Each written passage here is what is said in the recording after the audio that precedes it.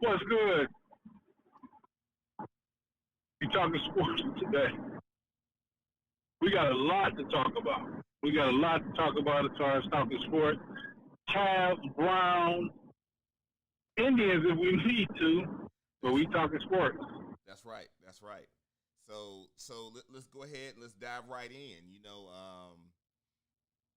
The Cavs were in summer league play, and I think I know my eyes were on the number 3 pick, Evan Mobley. I wanted to see what this guy had. I wanted to see what he was bringing to the table. And I'll be honest with you, after 3 summer league games, I left very impressed. With his skill set and even his tenacity, even though, they say he's a quiet guy, but you can feel his presence is felt on the court in the way that he plays. I don't know about you guys, but I think we got us a keeper here. I mean, the guy is so athletic and so skilled, and to be a 7-footer, I think he can even play the 3 a little bit. In certain matchups, I think he can play the 3. So here's my thing. Was I impressed? No. I was not impressed by what I saw. I was impressed by his upside. He is very athletic. You mentioned tenacity, and yeah, I like his tenacity. He plays like he is supposed to be the dude that when you get the ball to him, something's supposed to happen. And defensively, he plays well also. My only thing is he is just too skinny, too small. So here's the thing with him. He needs to either develop a Kevin Durant type of game, which I think he can, because, watching him play, he does have that skill set. Or he needs to get stronger. He actually does, but he looks... Or he needs to get stronger and play like an Anthony Davis, more Giannis Antetokounmpo type of game where you dominate and down low. And the thing about him is he has both. He has to develop one. And so if he is going to go the Kevin Durant route, then he's probably the right size for what he needs to do, and he just needs to get his skill. If he's going the other route, he needs to get in the gym. You had mentioned something about an Instagram post, so yeah, that's what we need. That's what I need to see. He did post on Instagram saying he was going to live in the gym until the season start, and he was just like, once he was like, y'all in trouble. So I like that attitude. His length too, and he's so athletic. It's like he can jump out and defend on the perimeter, and because he's so long, he's a 7-footer. I think his wingspan is like 7'3", 7'4". And, just his ability to affect shots and intimidate shots. He's going to be something to deal with. He is. He's going to be a force for a while.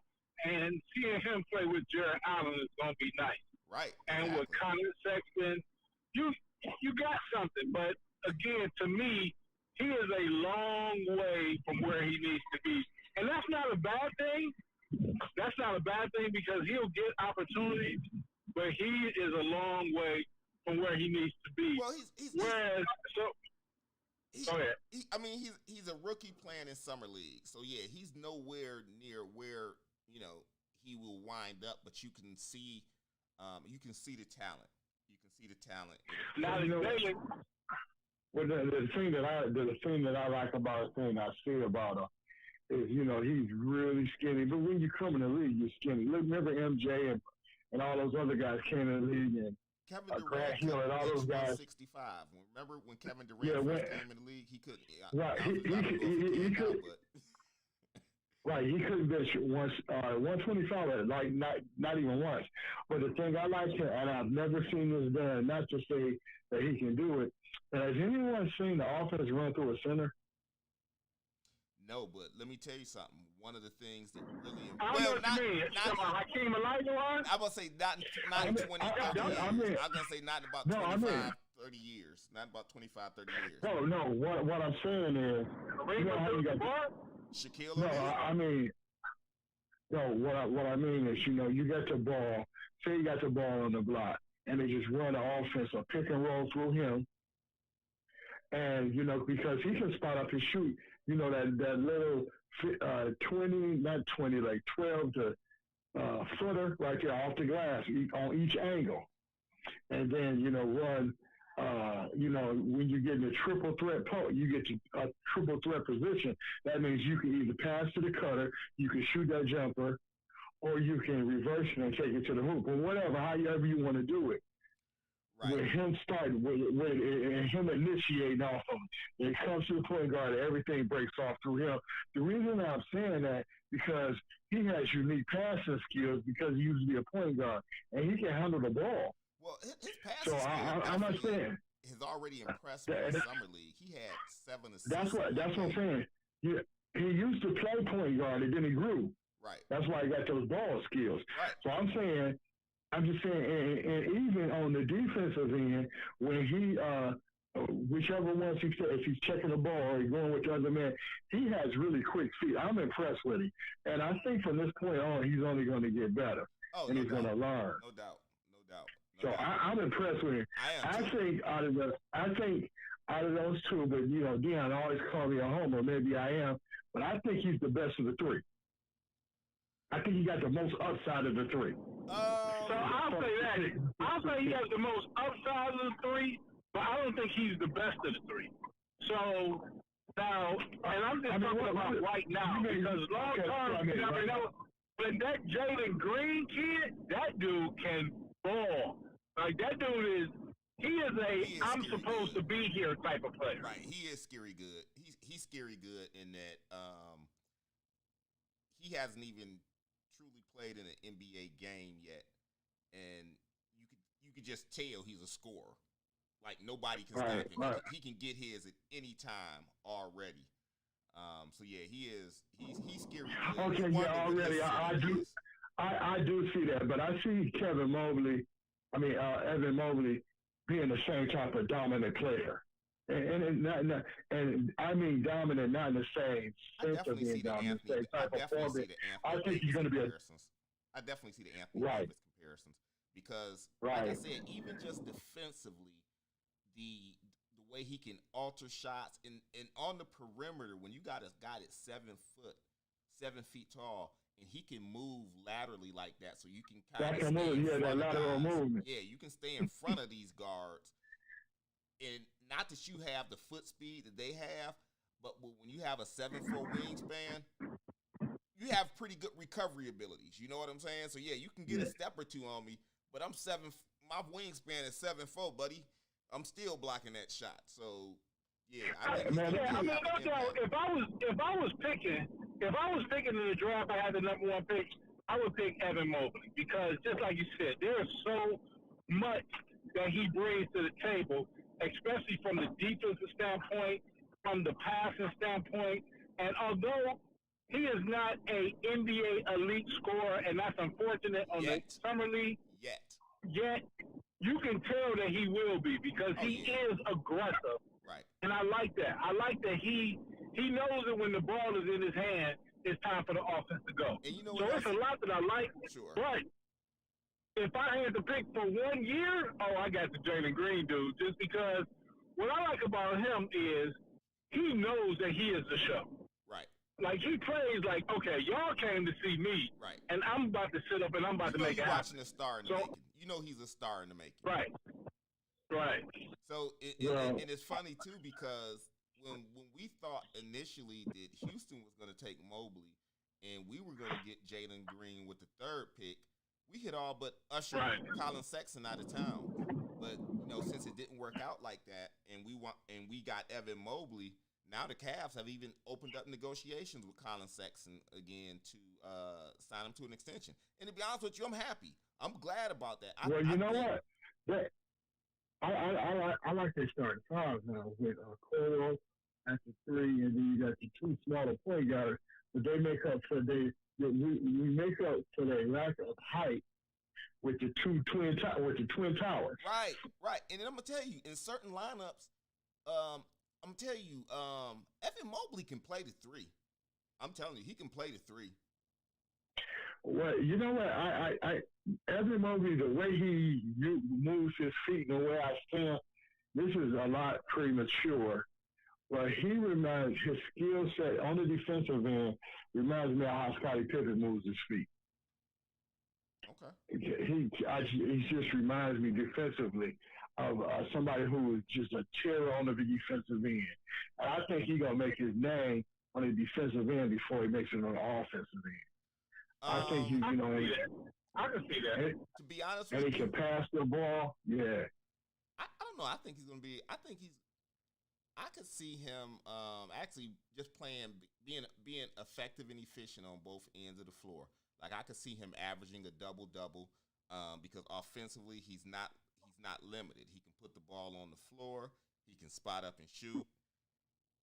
And when you're doing all of that from 7 feet, I mean, come on, man, you something to deal with. Yeah.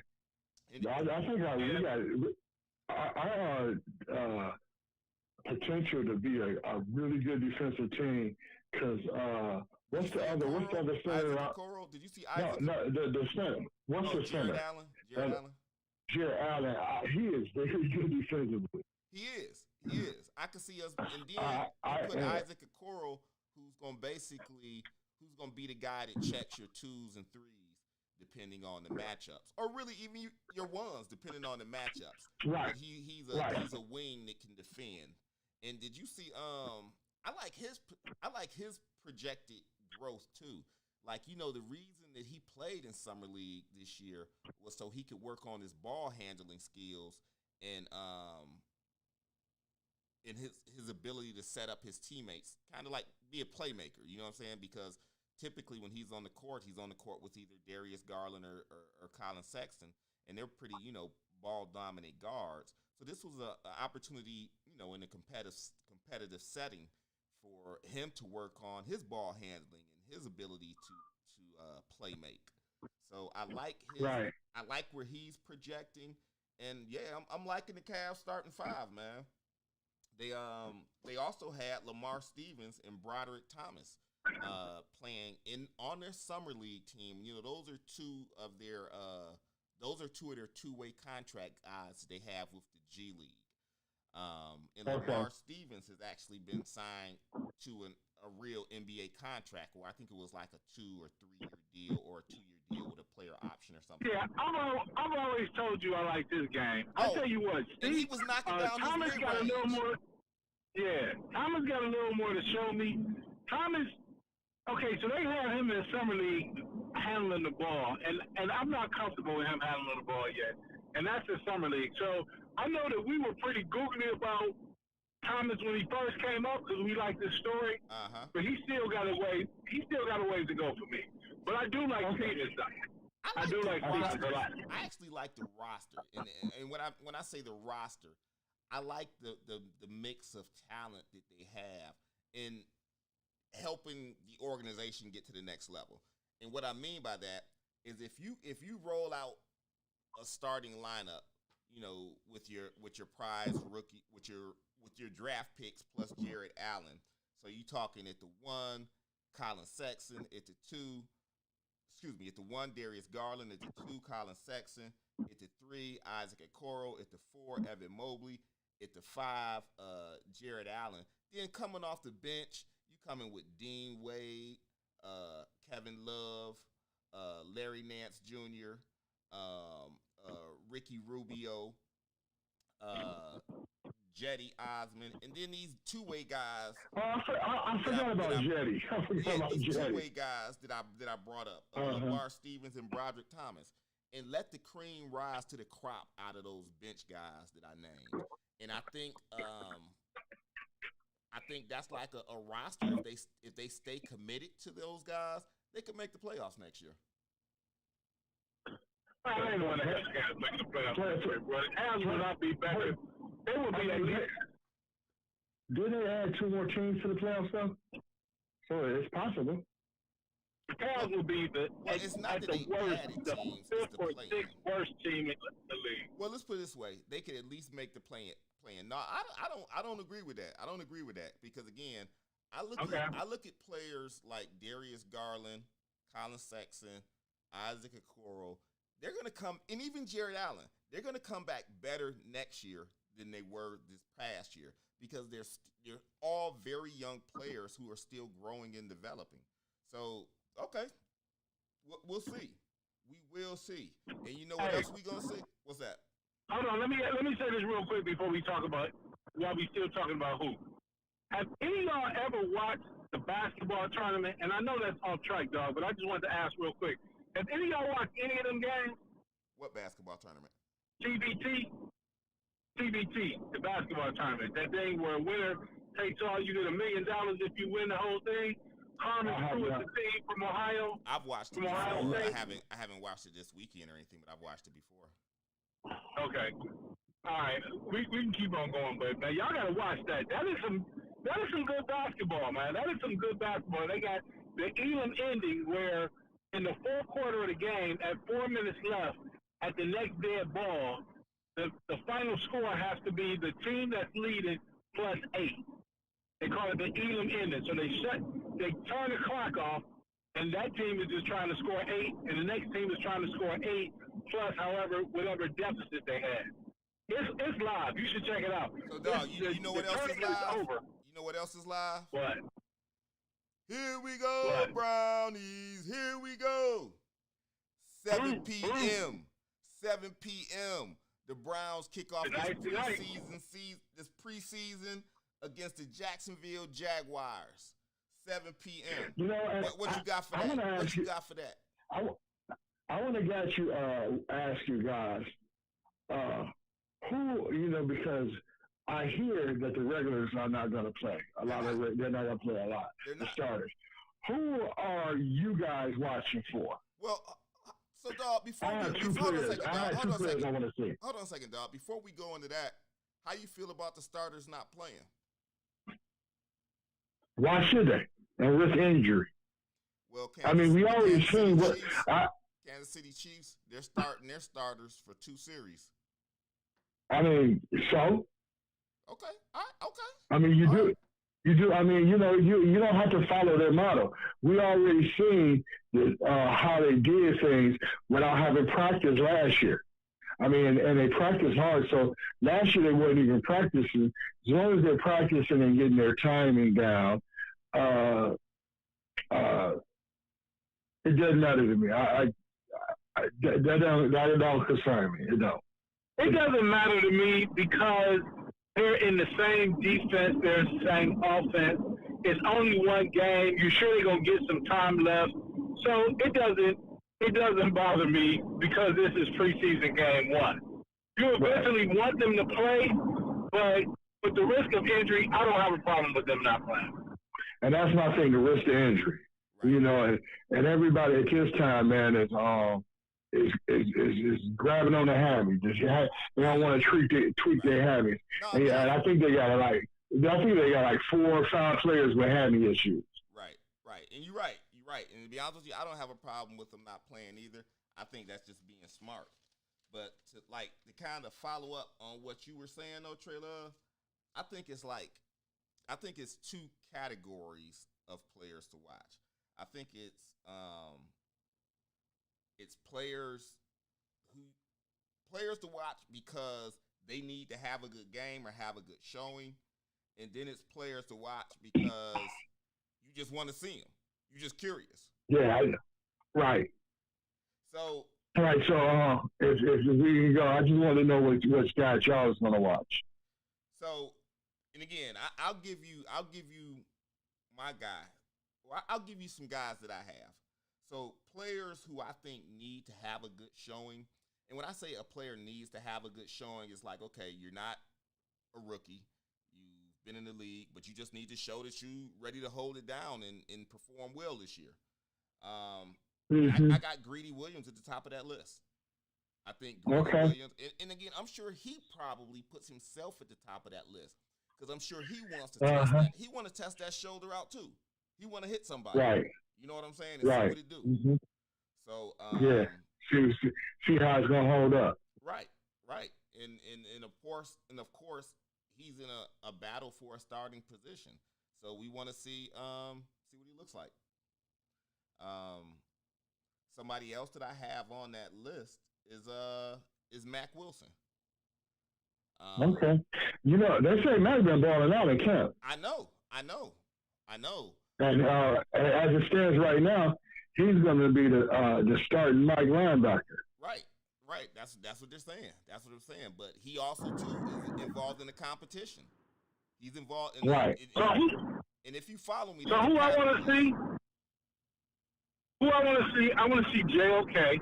I want to see what do they plan to use him as. So I want to see that, and I also want to see the defensive tackle rotation. Those are my two things: JOK and the defensive tackle rotation. Well, just from watching the interviews, they are going to be really rotating those guys in because this is their opportunity to be seen. These guys, the defensive line, they're really going to be rotating on them because I don't believe that we won't see Benning at Jackson today. So some of the players that I want to see, because my first option was JOK. But you took, you said him, and I agree. I just want to see how they use him. But the other guy, man, I'm really intrigued about. I keep hearing a lot of good things about him. Is the guy Felton, because he can, they're going to use him as a Swiss Army knife. And they say he's just good when he gets the ball in space. So I want to see him. And I think the other one is I want to see Mack.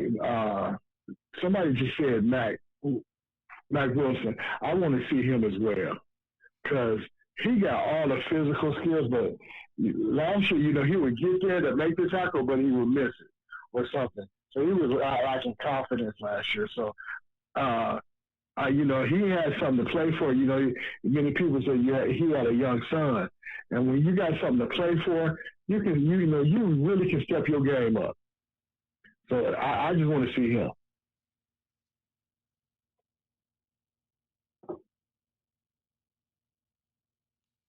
Yes.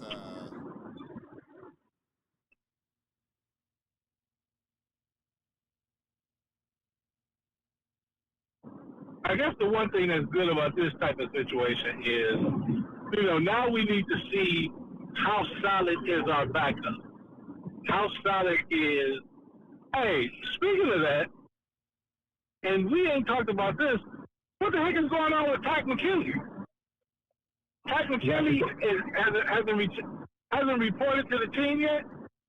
No, he reported he was at a couple of practices, but he had some personal issues he tended to. And they're all excused. So it's not like that he hasn't shown up. They don't know when he's going to be back, but he's tending with some personal issues. Okay, because I like the fact that we have depth. Some other players I want to see that dude from Cincinnati, the offensive lineman from Cincinnati. I want to see the Togi I do from O State. So I like that a lot of people are going to get an opportunity. Who is our second string quarterback? I keep forgetting who he is. Case Keenum? Yeah, Case Keenum. So we got Case Keenum, and then who we got number 3? I forget his name. His number is number 17. I forget his name. Who is he? Like Kyle Levetta. Levetta. But with Case Keenum as your backup, that's not bad. That's not bad for a game or for a half or something like that. Well, I want to see Case Keenum. I want to see these two. A couple years ago, Case Keenum did take Minnesota to the conference championship, running the same offense. So he's quite capable. Yeah, I want to see what we look like as far as depth. But to be honest, I want to see Jacksonville. I want to see what Urban Meyer got cooking down there. I want to see what Trevor Lawrence and ETN look like down there. So they got some good. Good thing. I heard some good thing about Trevor Lawrence. I saw a little clip on him. He's doing well. Here's my thing. Okay, so everybody says that Hugh Jackson should have at least won one game. So this is my thing. If Jacksonville wins one game, I'm gonna say they're right because Jackson, Urban Meyer is working with less than what Hugh Jackson was working with. I mean, Trevor Lawrence is the number one overall pick. He's the number one overall pick, but he ain't never played football before. He ain't never played pro football before. So I'm gonna see. Yeah, I'm gonna see if Urban. I wouldn't say they were working So, less than what the Browns were working that year. Okay, right now, over and under for wins, Jacksonville, Tennessee. Jacksonville Jaguars. Over and under for wins. If I gave you 4, where you going? No, I give you 3. Over and under, 3. I say over. Over 3? Yeah, I think they'll win at least 4 or 5. What you say, dog? But you know, it's really hard to be as bad as the Browns was, bro. To be honest with you, I don't care. I really don't care. You know, they're not playing. This is Browns' first preseason game. I care about the Browns. You know what I'm saying? How's OBJ's knee feeling? My thing is, is Anthony Walker healthy? What's going on with Grant Delpit? You know what I'm saying? I don't care about Jacksonville and how many games they win. Well, and just comparable with, and I feel you on that. Just comparable to Urban Meyer and Jackson. I think the reason why Jackson didn't win is his players couldn't trust what he said. And if your players can't trust you, they ain't gonna play for you. And that's just the thing of it. And Deion, a couple years ago, when they was winless, there was about 4 or 5 games that they should have won that the coaching staff just blew. It's hard to lose football games. It's hard to lose all your football games because you sneak up and win a couple games just by the nature of the beast. And I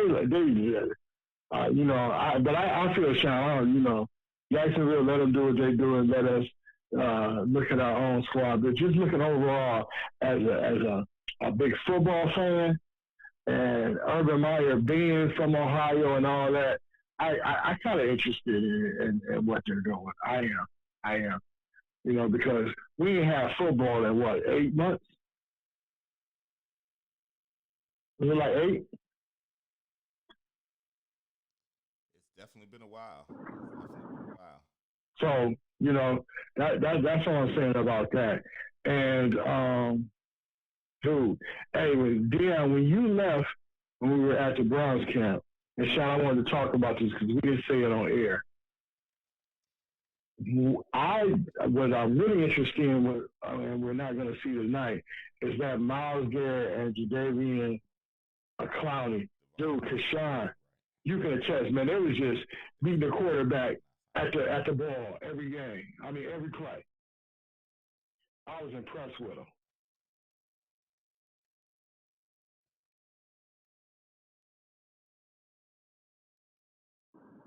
Yeah, I guess we gotta wait to see that one. Hey, what about the Swartz dude? Have they been talking about him at all? The wide receiver with all the speed? Yeah, he got issues too. Yeah, he's one of the guys with the hammy issues.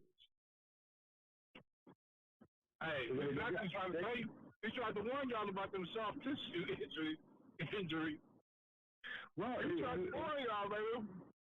Well, it's kind of common right now because the way I hear it, you're training and then it's different from actually playing because you're doing one thing and then you got to slow one way or the other. It's, and it's taxing and it's heat, a lot of heat and all that other stuff that plays a part in it. So, yeah, I was just being funny because I remember it was a big issue. He was talking about the soft tissue injuries. But yeah, I hear you. And listen, hey, what's the quarterback? Not the quarterback, the offensive coordinator Haley. He was like, man, y'all was 0-16. Ain't nobody supposed to be injured. Get them out there. So, but that's behind us now. Thank goodness we're on a different plane than we were 4 years ago.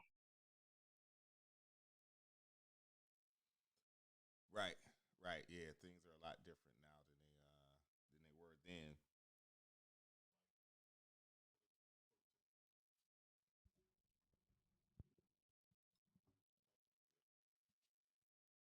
Yeah, so yeah, things are a lot different. A lot different. How you feel about Joe Shobert signing with the Steelers?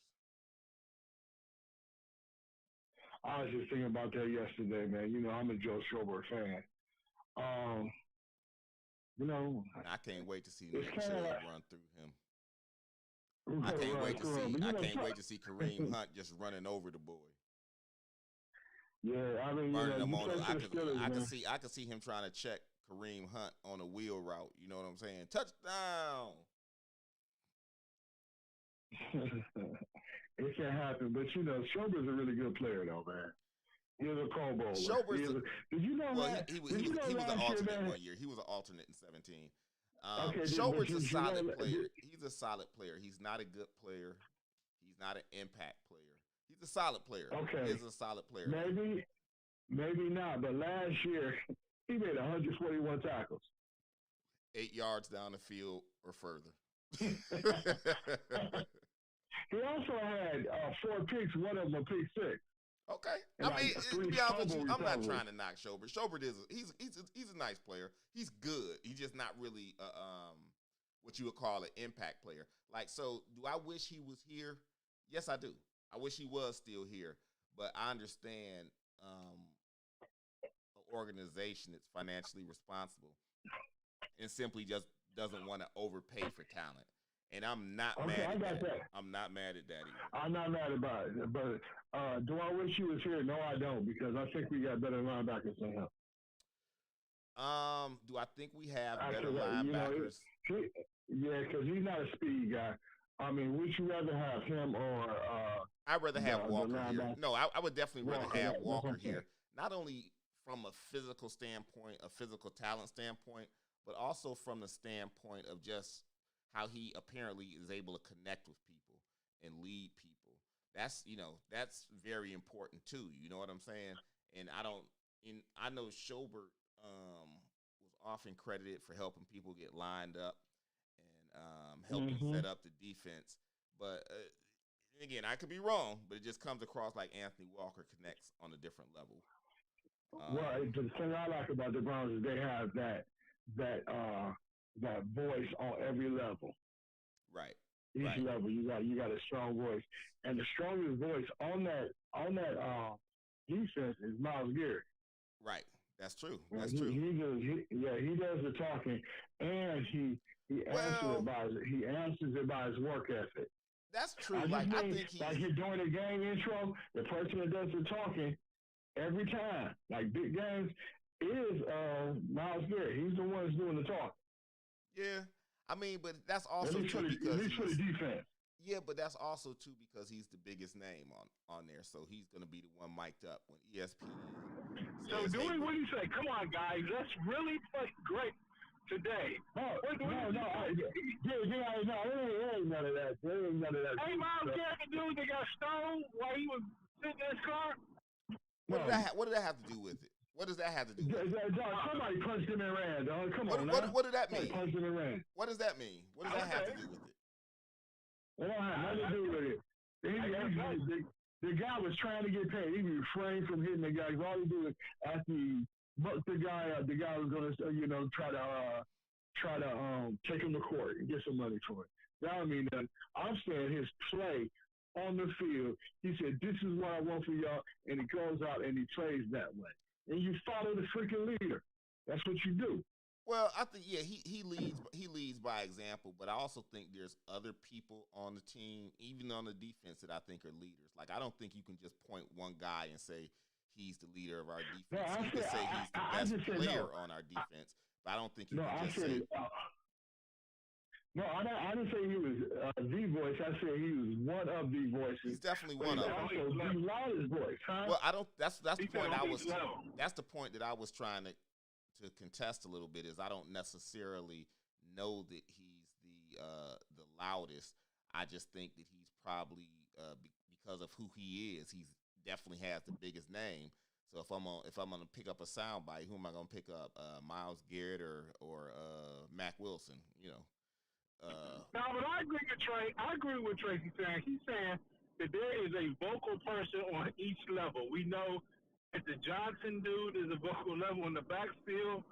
We know that whoever our middle linebacker, I guess we think that Anthony Walker is vocal. And then I have seen Miles during the pregame getting everybody hype. And I was encouraged because I really did think he was a soft-spoken dude. But when I saw that, I was like, okay, he is. And you're right. He definitely goes on the field and backs it up. Well, yeah. Again, I'm not saying that he's not a leader. That's all I mean. I'm not saying that he's not a leader. I guess the point that I'm just trying to make is that we have several leaders on the defense, but I think he probably gets more attention nationally because he's Myles Garrett. Like, again, if you're going to pick up a soundbite of somebody getting the team fired up, you going to choose Mack Wilson or you going to choose Myles Garrett? Well, you going to choose Anthony Walker or you going to choose Myles Garrett? I'm just saying it's other leaders on the team. I guess that's the only point I was trying to make, and I'm not trying to take anything away from Myles. Not trying to take anything I know, away from I know, and now what I was saying is there's three levels on that defense. But, you know, you got other people because even more than Miles for the whole overall team. Just in my opinion, and I've seen it. Jarvis is the loudest voice. Right.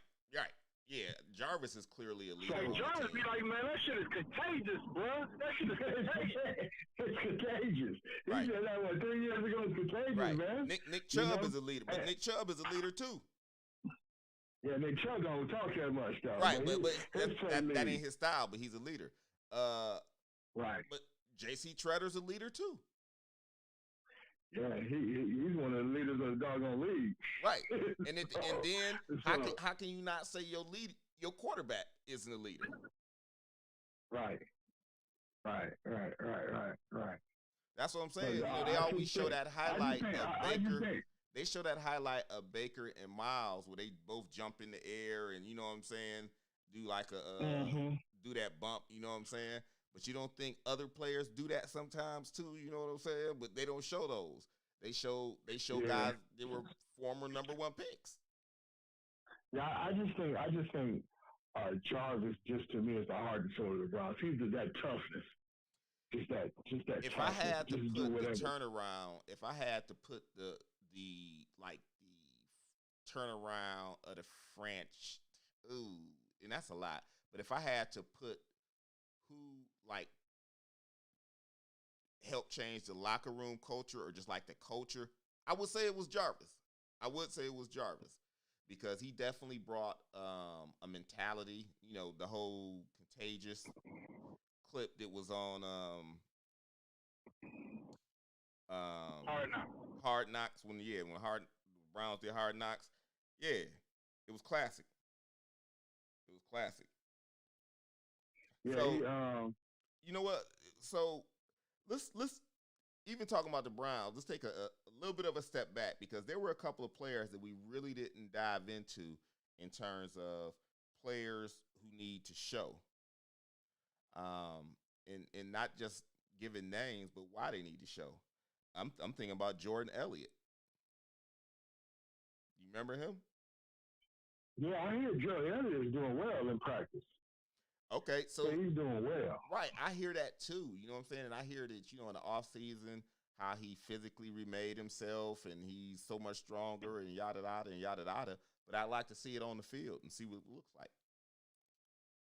Yeah, with them, like Deion said, rotating that defensive line, we should see it tonight. He probably starts. You think he starts? So maybe him and Toby. Actually, that wouldn't, or him and Billings, because you figure like this. Billings, I don't think Billings gonna play. You don't think Billings is gonna play? He said the starters weren't gonna play. Huh. Well, when they say the starters, I think some people aren't starters yet. I don't think we have defensive tackles that are starters yet. I don't think we necessarily have. I don't think we necessarily have linebackers that are starters yet. And I think outside of Denzel and John Johnson, we don't have safeties that are starters or secondary with starters yet. Well, what is the depth chart? Well, it's so What you he's so saying are you is saying that you don't think there's anybody two- that's listed as a starter on the depth chart is going to play at all? Because that wasn't my interpretation of that. So what he's basically saying is there's still position battles and stuff. So, Right. So we don't know who the starter on is. On the defense, you might sit Miles, you might sit Conley, you might sit Denzel, you might sit Johnson, but everybody else is still fighting for position. So they probably gonna be in there. Right, at Mack least for a Wilson couple of don't reps. want to sit out. Right, at least for a couple series, a few series. You know what I'm saying? Maybe the first quarter or something like that. Okay, I see what y'all saying about that, but I'm saying Dillon is a plug and play. Well, that's easy for you to say, but again, he didn't play last year. He sat out an entire. Hey, can you believe? Because again, we saw him at training camp last Friday. Can you believe they were touting how he had already lost 20 pounds? Yeah, I'm just like, as thick as he was, they were talking about how he already lost 20 pounds. I'm like, man, he must have been mammoth when before he lost that 20. That's a big guy. I expect him to play though. Because he sat out last year. One thing is true, we gonna see. That's right. We shall see. So, the other person we didn't name, who is moving up the depth charts is Donovan Peoples-Jones. They're saying he might be the third receiver. He's been the start of camp. Right. Like catching everything. Right. I expect him to play. And if Njoku might be moving in front of Hooper, the only reason he won't is because of Hooper's contract. And I wouldn't even say that. I wouldn't even say that because I don't think this organization gets down like that. But I think that's like one of the and I was gonna bring that up later, but I think that's one of the battles that's like an undocumented battle. I think Njoku is positioning himself to be the number one tight end on this team. And I think how preseason and training camp / preseason continues to play out is going to determine who starts. I think he has almost even more importantly than who starts is like who gets those number one reps, who gets those reps and targets. And I'm rooting for Njoku. I like him. Me too. I like him because he's a mismatch waiting to happen. He is. Out of all the players that we've drafted in the last 3 years, he's the biggest disappointment out of all of them. But yeah, okay. He's gonna have to bring something because we've been waiting for him for 3 years. Well, he was young. He came into the league not only young, not only young in age, young as a football player, meaning he had only been playing football for like 5 years or something like that. He wasn't one of these, how most kids start playing when they're 8 or 9 or something like that. He didn't play the game like that. So was he a first round pick? Yes, he was. Has he played like a first round pick? At times, it's been inconsistent. The first year is pretty decent. And also too, some of the stuff like that he went through wasn't necessarily his fault because the organization went through 3 different front offices since he's been here, and the fact that he fell out of favor with the John Dorsey front office isn't necessarily his fault. It's just it's the politics of the game. So again, you get a young player, you have turmoil in your front office. He has some injuries. I know he had a concussion and broke his wrist. I'm rooting for him. And like I said, I want to see him do well because I think he has a lot of talent that he brings to the table. And when you look at talking about talent, there's like in again, Trey Love, I think that was a real good battle that's going on with those two that's being undersold right now. And I think another battle that's being undersold right now is between JoJo Natson, or is with the wide receiver JoJo Natson. And I think the person that he's truly competing with is Demetric Felton. Because right. I mentioned Demetric Felton as one of the people that I'm watching. Right. And he is someone to watch because look to see what he does. And not as much, in my opinion, his role on the offense is his role on special teams. Because, before JoJo Natson got hurt last season, his role was kick returner, punt returner, and he was our misdirection dude. He would run into rounds. He was a jet sweep guy. Yeah. He would run those end rounds or fake the end rounds. But now we have Anthony Schwartz, who I would imagine is a little faster. And then if Demetric Felton can step in and become that guy on special teams that's a skilled punt returner and can do kick returns, then I think the organization probably decides to save some money because from a salary standpoint, you're paying those guys combined $1 million, and you're paying JoJo Natson close to $3 million. And that's to where you think, come on, this is an NFL team. $2 million is nothing. They save everywhere they can. Everywhere and every place they can, they save a couple dollars. So, again, just another battle to keep an eye on. But the way I hear it, both of them are going to make the squad. You think so? Yeah, that's the way I hear it. Well, I don't think. But see, that's why it's a battle. That's why it's a battle because I don't think they know. I don't think they know who's going to make the squad yet. Because look, there's going to be some tough decisions. There are going to be some tough decisions. That wide receiver room is going to be tough. That linebacker room is going to be tough. That defensive line room is going to be tough. There's going to be tough decisions that you have to make because NFL quality players are going to get cut because we just have ones that are a little bit better than you or fit our scheme a little bit better. Right, and you know what? And the good thing about it is all that we will see later on in just a few hours about how it's going to be. And but the one thing that plays into this that I forgot the reality of it is the Browns are about to go into the worst place in America in terms of the COVID. And, some people they made COVID into a political thing. But how you feel about that, Sean? The way I look at it is I think what the Browns are over 90% vaccinated as a team. So it's just like, granted, it's not ideal circumstances, but I'm sure they're going to take precautions because they are aware. And again, at the end of the day, the best defense is vaccination. So because our team and staff is, pretty well vaccinated, my concerns are minimal. Okay. Since this is the Ask Sean segment, I got a question for Sean.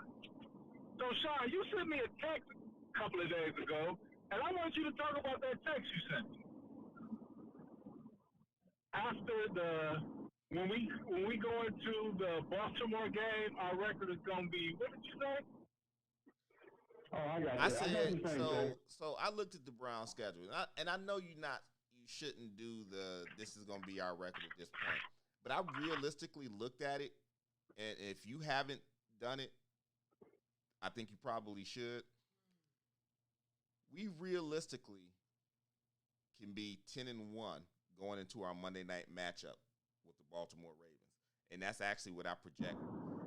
And I was taking when I say 10-1, I'm projecting that we'll lose a game that we probably could or should have won, and that might even be the first game. That might even be the first game. So you're saying that one might not even be Kansas City. We might go 10-1, and that one might not even be Kansas City. That's right.